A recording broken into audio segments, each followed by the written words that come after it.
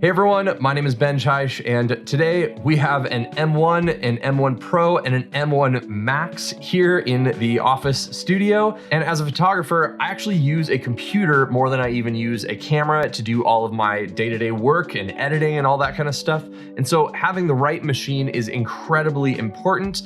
Currently, there are a lot of different options in terms of both CPU, GPU, unified memory, all that kind of stuff. So we're gonna look at all the different options, and I'm gonna give all of my recommendations for photographers out there looking to get into a new MacBook Pro.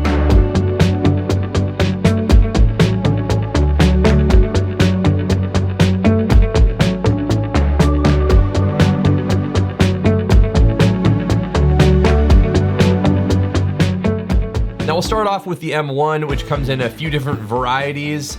Here we have a 13-inch MacBook Pro. I've actually been using the 16 gigabyte Mac Mini for the last year or so until I picked up the upper level MacBook Pros. And the M1 chip is absolutely fantastic. It blows everything that I have had with Intel out of the water. Now for all of these, there are definitely a few different configurations. So for photographers, here is what I basically recommend. So if both portability and cost are your biggest factor, I would go with the M1 MacBook Air. And if you are absolutely hard up for every dollar possible, you can skip the upgrades to the memory and the hard drive. But for pretty much all of these, if you can at all afford it, I would go with the 16 gigabytes of unified memory and then at least a 512 SSD.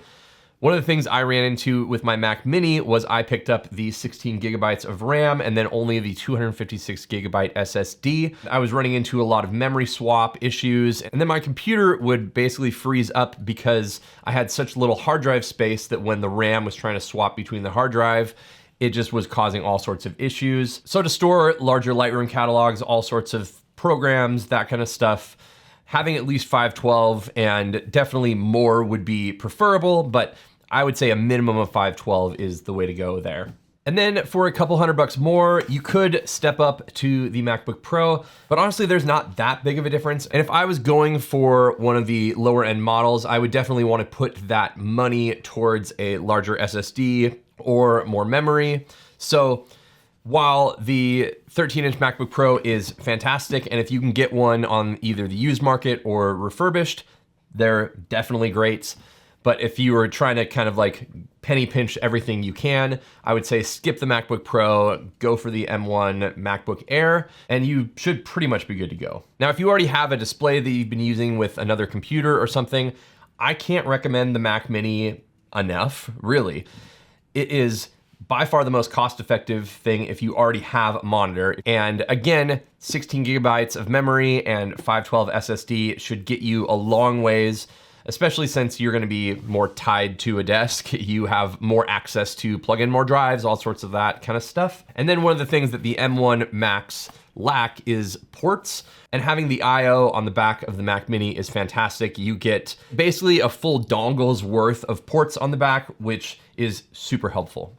And then if you're looking for sort of an all-in-one desktop solution and you don't wanna wait for the new potential iMacs out there, the 24-inch iMac is still a really, really great computer, and if it was out at the same time the Mac Mini came out, I probably actually would have purchased one of those. Apple displays are usually very, very good, and I've always trusted iMacs for all of my photo and video work over the years. And again, you get that same chip as in the other ones, but you're not worried about thermal throttling or anything like that because you have such a, large thermal envelope, as they say. So if you're looking for an kind of all-in-one desktop solution, the 24-inch M1 iMac is really, really great. And again, I would stick with a minimum of 16 gigs of unified memory and 512 SSD. Now jumping up from the standard M1 MacBook Pro to the new M1 Pro MacBook Pro isn't actually that large of a financial jump. And for a lot of people, I think is going to be a great setup. While this is the 16-inch model, the 14-inch model is great if you are looking to be on the go and traveling a little bit more.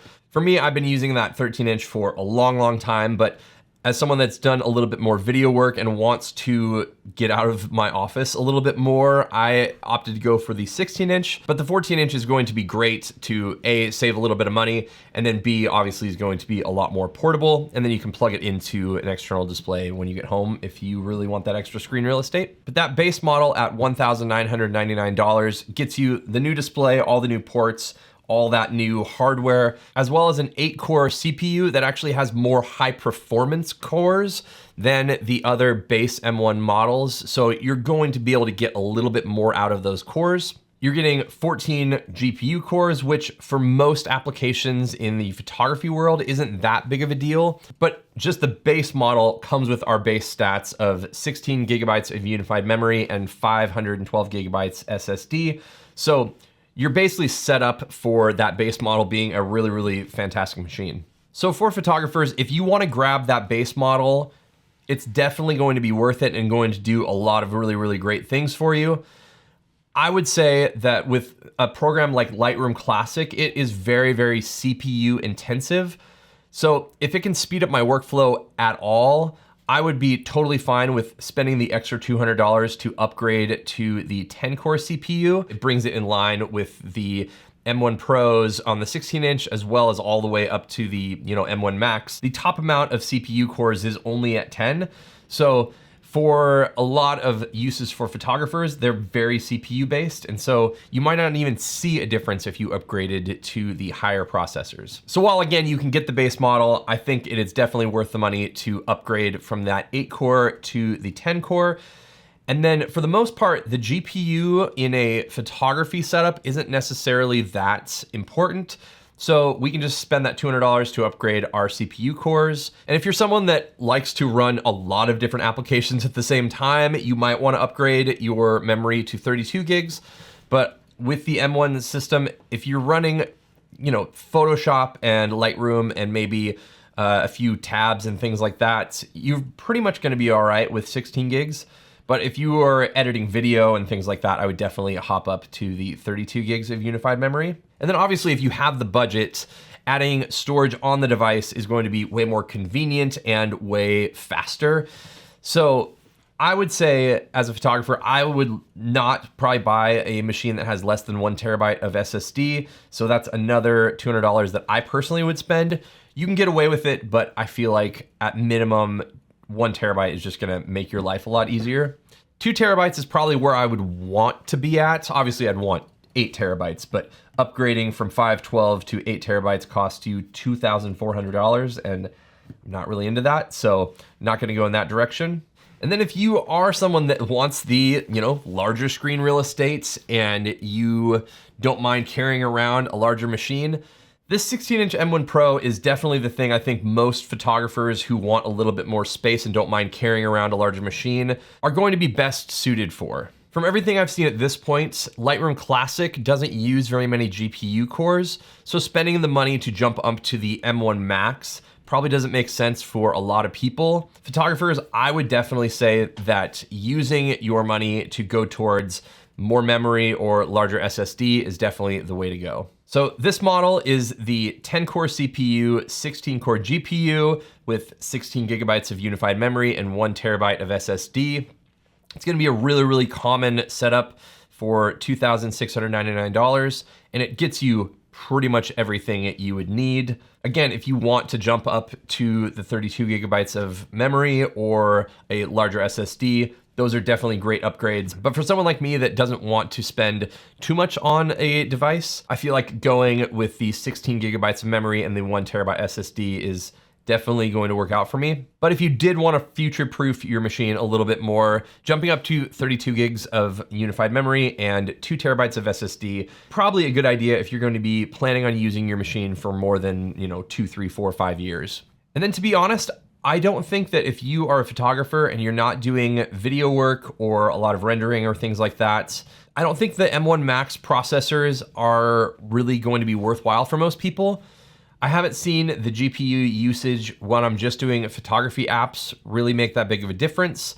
You also don't need those ProRes encoders for video and all that kind of stuff. So honestly, just kind of upgrading the memory or the SSD in the M1 Pro chip is probably gonna be your best bet. Plus your machine's not gonna have to power all those extra GPU cores, so you're gonna get better battery life, and your MacBook Pro is probably not going to heat up as quickly. So you're gonna end up getting better performance out of it overall anyway.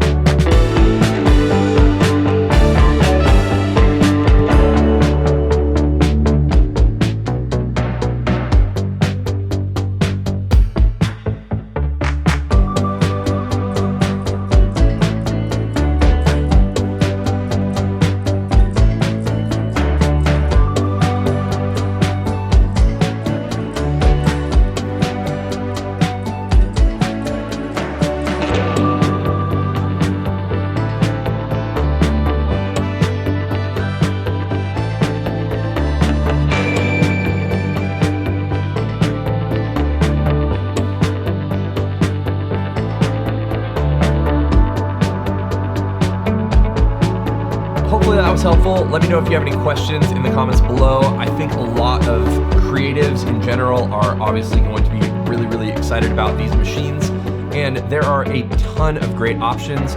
It basically just comes down to how much you can actually afford to put into a machine. And the more I've been thinking about it and the more I've kind of moved through all of these different models, the more that I realize that I actually use these computers more than I use my cameras, and I spend more time at a computer than I do photographing things. So for me, putting the extra couple $100 here or there is a big quality of life improvement for me. I would definitely encourage you, if you can, to, not go into debt or anything by far. But if you're kind of between two models, like, just buy once, cry once, and get the thing that is going to probably last you for a little bit longer. So thanks so much for watching. I'll probably do another video surrounding the M1 Pro and the M1 Max now that I've had a few weeks with the Pro, and then once I've used the Max for a little bit, to kind of give my thoughts into that. And if you are creative in general, interested in photography, this channel revolves around photography and all of that gear. So subscribe if you haven't already, and then you can check out my video here on the iPad for photography and if it can actually replace your laptop.